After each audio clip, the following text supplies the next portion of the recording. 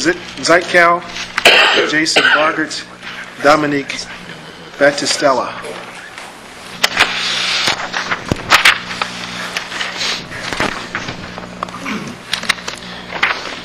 Welcome, sir. So since this specific city council has taken office, we have seen record levels of citizen participation.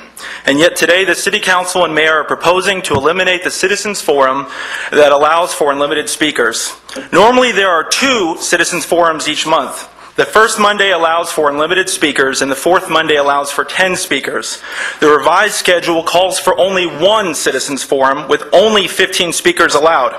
In a city of over 700,000 people, you are telling us that only 15 people have the right to speak each month. And they will only have 3 minutes or less to speak. And if they go over their limit, they could be arrested, as seen last month. I guess you figure less than 15 people would want to speak anyway, as you have scared the rest away under threat of arrest. The timing of these changes could not be more absurd. It is no coincidence that you are reducing our ability to express ourselves after last month, where a record number of citizens spoke out against the city council and mayor. You all must have been so publicly ashamed that you decided to eliminate the opportunity for citizens to speak out against you. You will, of course, say that we can still speak on agenda items, but the point is that you set the agenda. This allows the city council and mayor to essentially have full control over the conversation. We will be allowed to speak when you declare a topic worthy of being on the agenda. What about issues that are not on the agenda? The Citizens Forum gave us a place to speak on any matter that concerns us as citizens. There are more limits. On your website, you say once a matter has been the subject of a public hearing, persons will not be allowed to address the council on the matter at a subsequent council meeting or at a subsequent informal session devoted to hearing from citizens. We also have the limit that if you speak more than once a year, you will be put on a waiting list. You've also said that this plan will save the city $10,900. That's quite interesting because last Monday was supposed to be a citizens forum, but it was canceled because you all went on a retreat to Pinehurst. A retreat costing $57,000, paid for by taxpayers, which I hope you will thank, where the clocks at the hotel were made by Rolex. This is something I would like to talk about, but cannot because you obviously don't want it to be on the agenda. Democracy cannot function without proper citizen input. If the council wants to revise the schedule so that they meet 25% less, then I'm assuming they would all approve a motion to receive 25% less pay. There are other items that I would like to discuss, but I'm sure you won't put them on the agenda, like the City Council granting authority to the City Manager, an unelected official, to approve DNC purchases without oversight. The DNC purchases won't face a public vote, and the CMPD will not reveal what they are purchasing. Or how about the Mayor's trip to China, where he received a first-class plane ticket, where his aide, on his behalf, contacted the Charlotte International Cabinet and said, if it's not reimbursed, please expect hell with your presentation to City Council on next year's budget. Or how about our City Council approving a $2.5 million incentive package to ethically challenge Chiquita? I'll go before I get arrested again. Jason Bargert. You're welcome for your retreat, by the way.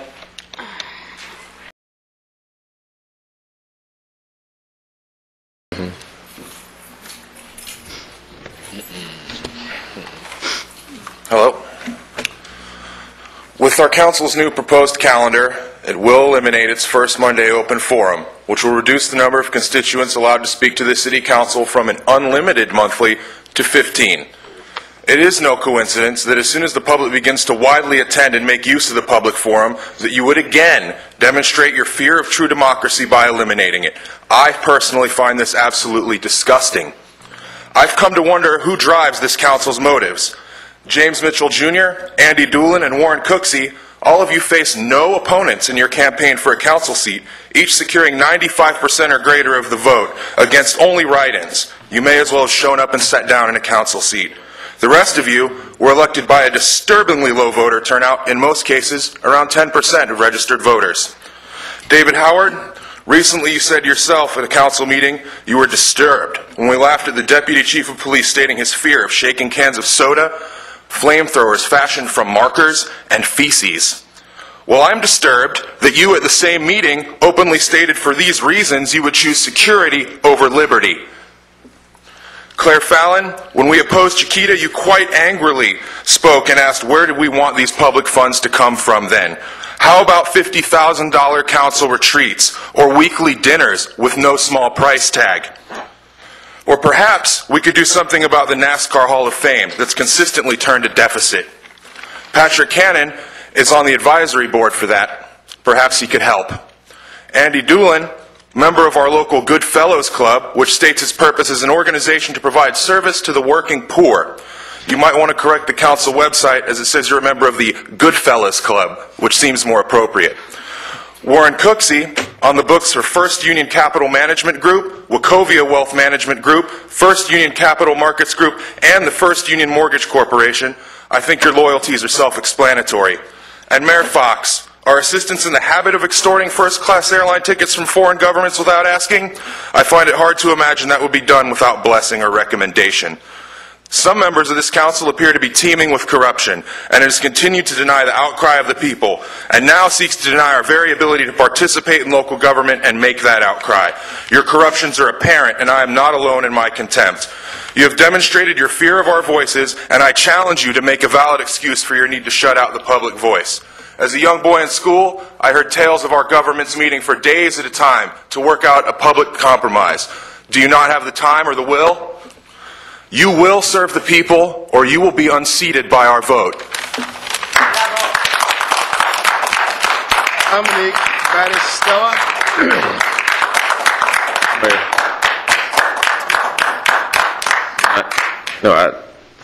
I want to respond to a couple of things. And I haven't really said this to a lot of you guys.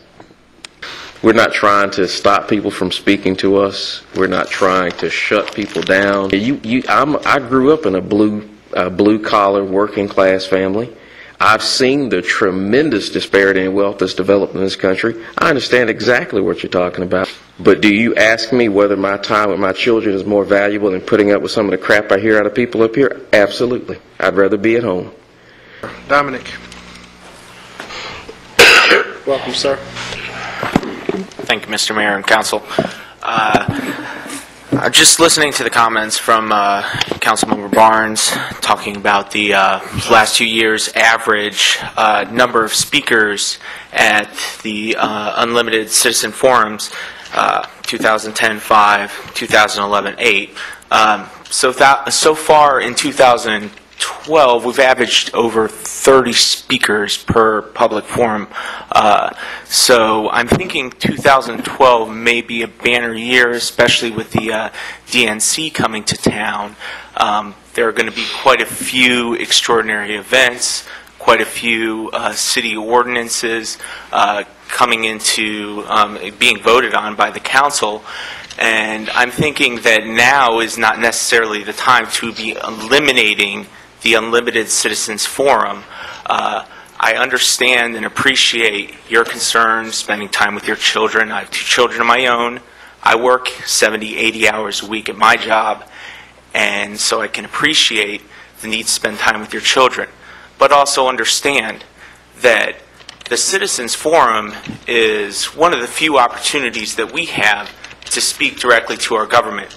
We don't have lobbyists. We don't have an unlimited amount of resources to be able to speak to you. So if I get in line and I'm the 16th speaker on an issue I feel passionately about, my voice will be cut off to you. I don't have that means of communication. I may be able to meet with a few of you in your offices, but I certainly won't have the opportunity to speak to the council as a whole.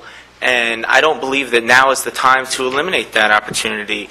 It certainly disempowers the individual, especially in my perspective, the individuals in the 99% versus those in the 1% that have the power to come and speak to you directly, may have the clout to present their case on an individual basis to all of you.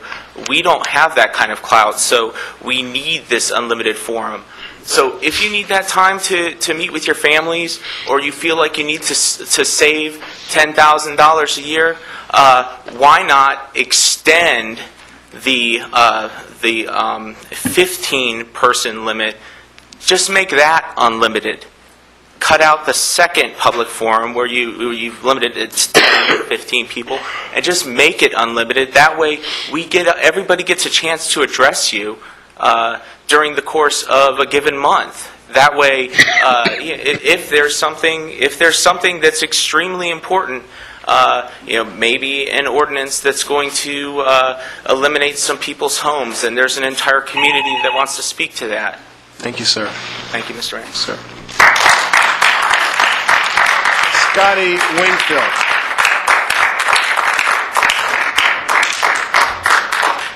Here we go. Here we go. Yeah. Welcome. Thank you. Respectfully, Mr. Barnes, if you're not trying to shut us down, then why did you close down the Free Speech Assembly at 600 East Trade Street and make it difficult to keep a 24/7 vigil and free speech assembly? Council members, though I moved here in September 2010, frankly, it wasn't until I got involved with Occupy Charlotte in October 2011 that I began paying attention to you. What you've been up to in the past 4 months has made me wonder about all of the questionable activity that the council was up to before I started paying attention. For example, I now know that last February, when Charlotte won its bid to host the DNC, the Charlotte Council quickly went into a closed session where council members voted unanimously to give the unelected city manager the power to approve all DNC contracts with no oversight from the council or the public. These contracts are worth millions of dollars and include $25 million in new police equipment. Other cities that have hosted political conventions have disclosed their purchases, but not Charlotte. Does the Charlotte City Council want to hear what the people say?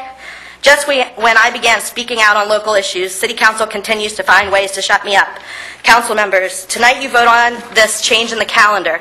Perhaps there are budget cuts or time constraints, or the city can no longer afford meetings on first Mondays. But which meeting have you chosen to cut out? You cut out the Citizens Forum, which allows unlimited speakers. How can I not see this as an attempt to limit the amount you listen to your constituents? In the explanation, it states that the average number of speakers in 2011 was 8. I am absolutely positive that you will have more public involvement in 2012. There's a democratic awakening going on in this country. Occupy Charlotte and Occupy movements worldwide are inspiring people to become more involved in all levels of political debate. Council, I was hoping that you would welcome and encourage more involvement from your constituents, not that you would work to limit our opportunities to have our voices be heard. You might say, well, citizens can always sign up to speak on an agenda topic like this one, and public hearings allow unlimited speakers. But who decides when there is a public hearing? Council. And who decides what topics are on the agenda? Council. What happens when the people's agenda isn't the council's agenda? It certainly was not the people's agenda on January 23rd to pass controversial and unconstitutional changes to the city code. That was council's agenda. It was the council's agenda to shove those ordinances through before the public could adequately learn what was in them. It was the council's agenda to divert attention from terrible ordinances that limit free speech and limit the activities of regular citizens to obfuscate and confuse and make the public believe that the ordinances would only affect those activists at Old City Hall lawn. That was the council's agenda. The council that is now so tied up in DNC fever that it can't see straight. There's so much money and so much potential for climbing political ladders, and there's only one thing in the way: the people. All you have to do is keep ignoring the people. All you have to do is continue restricting when and where and how the people speak. All you have to do is keep listening to Bank of America, Chiquita, and the DNC. Why listen to the people? They are only the ones who you are elected to serve. We can see who really holds the power in this city.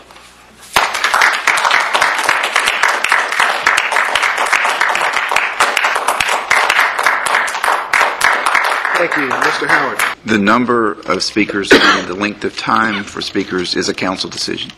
So you can set those two numbers at any number you choose. I believe the mayor currently has, even in the Citizens Forum, the opportunity to group speakers that are on a similar topic to 10 minutes. And so that is in place now, and that would be in place going forward.